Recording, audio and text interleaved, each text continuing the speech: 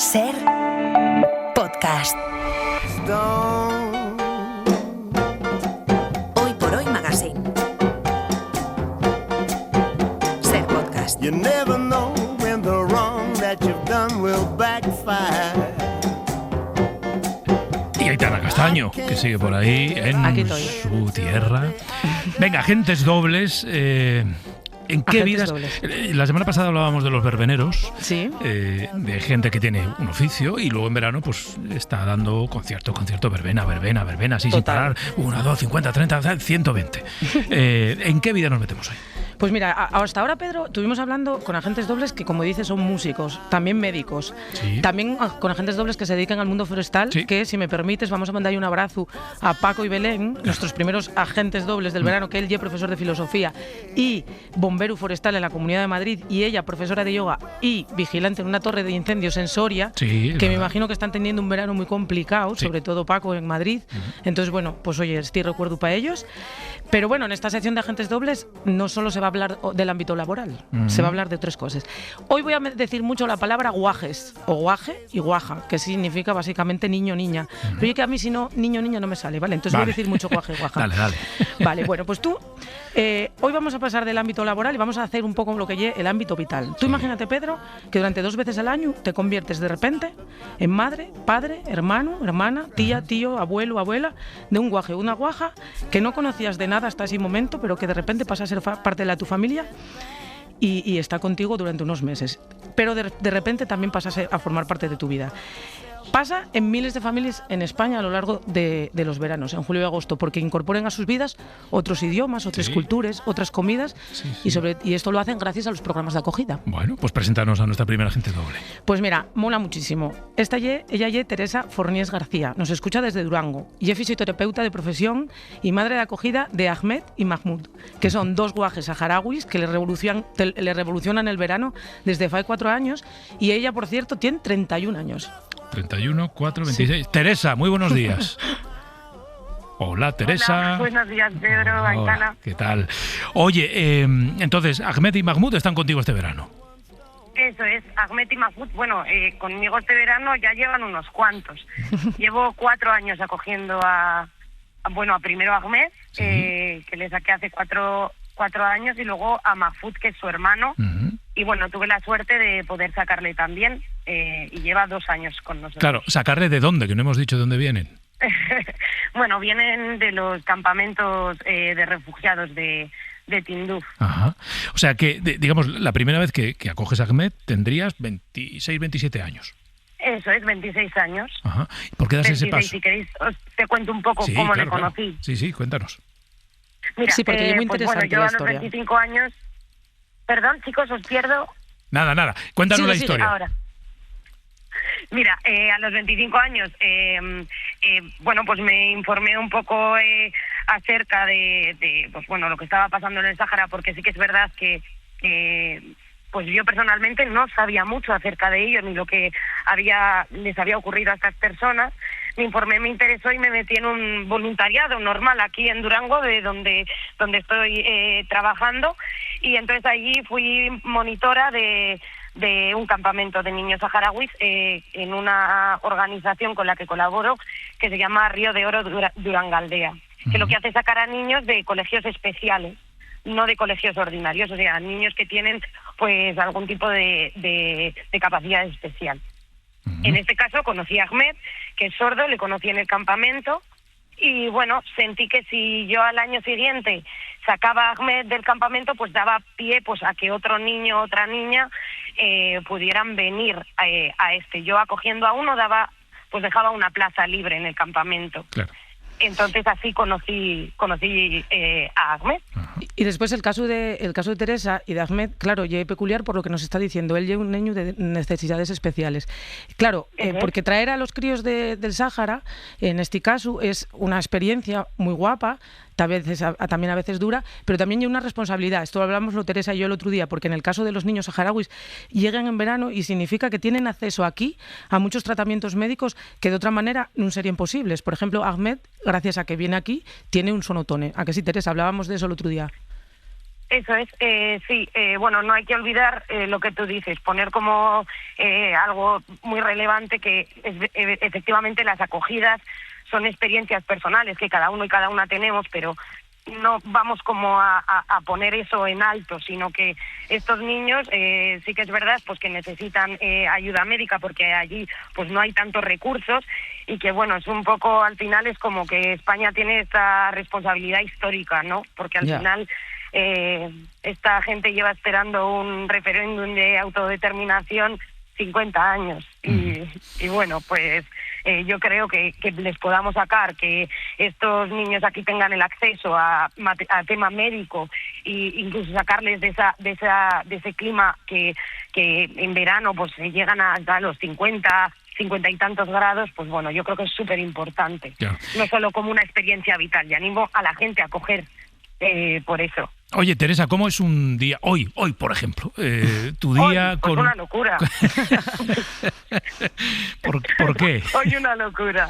Pues bueno, porque yo al final soy fisioterapeuta también. Yo me convierto en madre, pero tengo que tener una conciliación familiar, ¿vale? En todo esto. Tengo una grandísima suerte de estar súper bien apoyada, tanto en el trabajo como con mi familia, pero claro, yo pues vengo a trabajar, luego tengo que salir, les recojo que van a un campamento en verano con otros niños de aquí de Durango, les saco, les doy de comer, luego vuelvo a trabajar, me les coge pues un amigo, un familiar, van con ellos a la piscina, yo luego voy a la piscina, o sea, una locura. Caray. O puede haber también pues que en medio del día tengamos un análisis médico, tenemos que ir al otorrino o a cualquier tipo de especialista, claro, porque ellos vienen aquí para eso. Sí.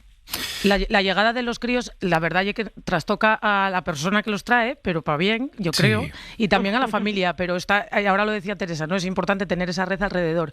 Y es tan guapo también ver esas relaciones que se hacen entre las familias y los críos de acogida, que yo creo que también por eso merece la pena. Bueno, pues te vamos a dejar, Teresa, con tu locura de día, con tu locura de 3 de agosto. Que muchas gracias, Teresa, un beso fuerte. Muchas gracias, chicos. Gracias. Hasta luego. Sí, Teresa. Bueno, pues venga, esta es la historia de Teresa, que muy joven, 26 años, muy joven, decide dar este paso y tener ese compromiso, ¿no? Y cuidar de este niño, que ahora ya tiene 4 años más, es decir, va creciendo pues también de su mano. Venga, otra historia, que tenemos todavía 5 minutillos para adelante. Sí, pues tenemos un agente doble además internacional. A ver. Porque estamos aquí hablando de madres, padres, abuelos, abuelas y hermanas de acogida, pero para completarles historias yo creo que hay que buscar a uno de esos guajes y guajas que son acogidos aquí en España. Y yo tengo a la gente doble perfecta, Pedro. ¿Por qué? Pues mira, ella llegó a nuestra familia hace 23 años y unos ojos azules impresionantes.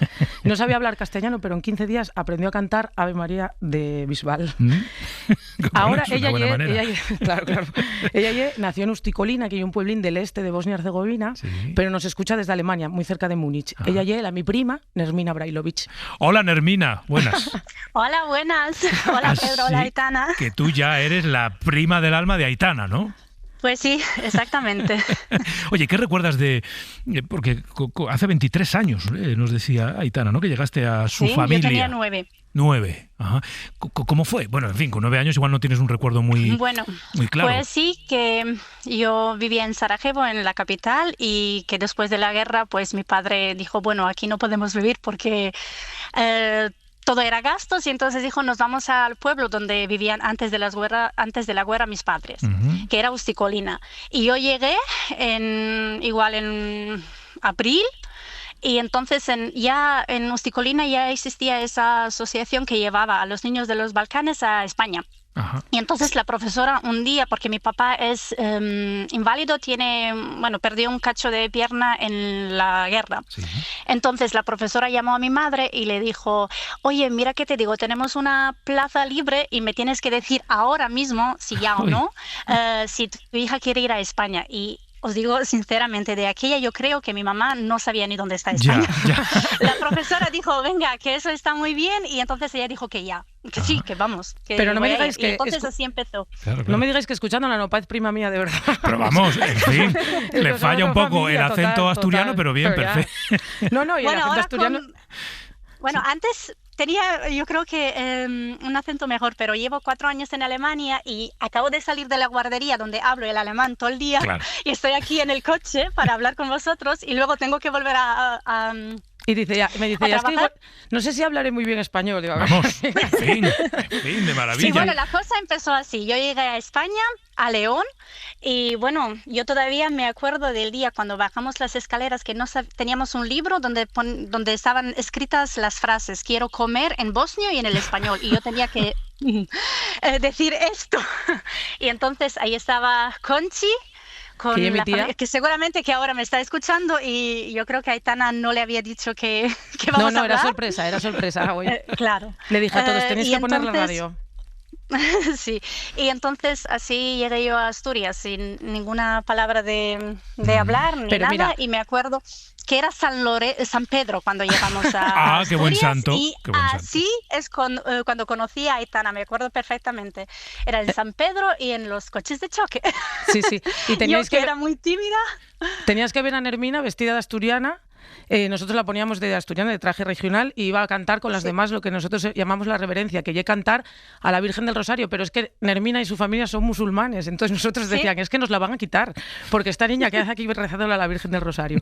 Y una de las cosas que decíamos antes, que más nos llamaba la atención cuando traes a críos de fuera y de otras culturas o de otras religiones, a nosotros una de las cosas que más nos preocupaba era la comida, porque claro, Nermina no come cerdo y nosotros somos asturianos, que lo comemos de todo el cerdo. Entonces era un problema, pero yo creo que lo solucionamos bastante bien, ¿no? ¿No te parece a ti, Muy Nermina? bien, muy bien. A mí Conchi me explicó el primer día, no te preocupes que esto es cecina y esto es jamón, que bueno, una cría de 9 años yo creo que no diferencia qué es cecina y qué Claro. es jamón.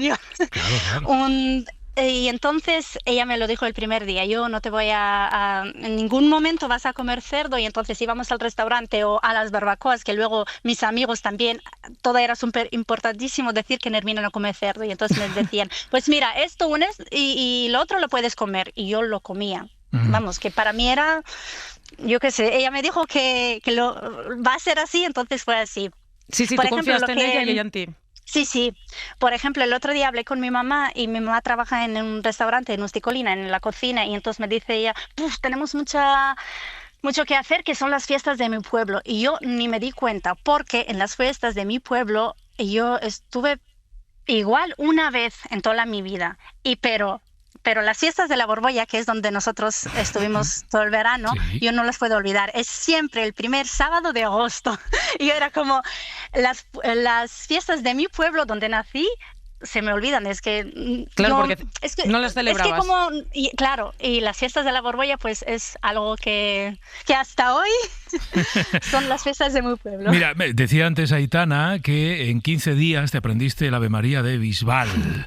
Sí. Todavía Porque yo podrías vine cantar. en esa época. Ya, todavía Ave- podrías cantar el Ave María, todavía no. Sí. Hombre, y lo que era muy importante es que yo no sé si las nuevas generaciones saben que Chenoa era novia de David Bisbal. Y yo ni la pude escuchar ni ver porque era la novia, porque yo estaba muy enamorada de David Bisbal. Y la Ay, odia. Dios. Oye, Nermina, ¿ya has mantenido el contacto con esta familia adoptiva española? Sí, ¿no? Sí. Bueno, es que yo cuando empecé aquí en Alemania a trabajar, entonces yo dije, puedo hablar bosnio y el español. Y yo les dije, es que yo tengo una familia en España. Yo ya no empiezo a decir, es que ellos me trajeron, Ya. es que es mi familia, mis primas, mi tía Flora, Conchi, todos, vamos, que son mi familia. Sí, además ya veis lo bien que maneja el español, y nosotros por lo menos sabemos que ese legado le dejamos, que ella en Alemania puede decir a los alemanes, yo también hablo español y lo hablo bien además. Sí. Bueno, pues Nermina, no te vamos a quitar más tiempo. Vuelve con los peques que tenéis ahí Sí. en la guardia, que hay que cuidarles y darles. Sí, yo encantada de poder hablar un par de minutos con vosotros. Gracias, Nermina, un abrazo. Un besín, Nermi. Gracias. Un saludo. Hasta Adiós. luego. Qué historias, ¿eh? ¿Viste? Qué historias, Aitana. Sí. Y además, con qué... Yo creo que esto al final es un síntoma de su experiencia, ¿no? Es decir, que con qué... a ver cómo lo digo. A veces las voces sonríen ¿no? Sí, sí. Y la manera de contarlo en Hermina es una manera en la que su voz sonreía.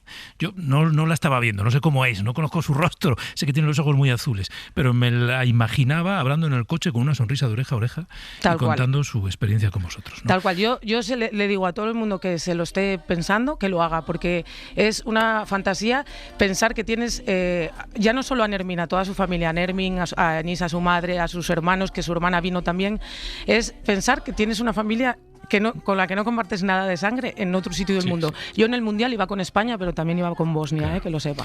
Oye, ¿por qué estuviste ayer cantando bingos como si no hubiera Pues hijo, porque mañana? eran las fiestas como bien dice Nermina, eran las fiestas de la Borbolla, sí. Que es el pueblo de mi madre y de mi tía Conchi, y entonces yo, pues, que tengo esta fama de ser una persona sociable, pues pusieronme a cantar bingos, y allí tuve yo cantando bingos y repartiendo bingos y líneas entre la gente. ¿Y cómo lo hacías así de manera profesional? 25, 2, 5... Claro, claro. Sí, ¿no? El 22 los dos patitos, la niña bonita. Vale. No hice rimas vulgares con el 5 ni con el 8. Mejor, porque no somos así. Bueno, claro, no somos así. No fui muy sarcástica, podía haber sido, porque tienes al pueblo delante. Y claro. eso te puede hacer venirte arriba y decir cosas. Sí, sí. Pero no fui sarcástica. Pero que si me siguen poniendo esto del bingo, Pedro, no descarto que para el año que viene sea un poco más dañina. que son las últimas fiestas, ¿no? Del verano para ti. Que no, la verdad que no. El fin de semana que viene tengo el Espiragües. Pero es el descenso del Sella. Ah, es gran verdad. Fiesta pues de interés. Fiestón, si queréis hablamos de ello el lunes. Si queréis. Venga, allá hablo yo con Pascualena y todos estos. Venga, vale. Gracias, Aitana. Un besín, cuídense. Chao. Para no perderte ningún episodio, síguenos en la aplicación o la web de la SER, Podium Podcast o tu plataforma de audio favorita.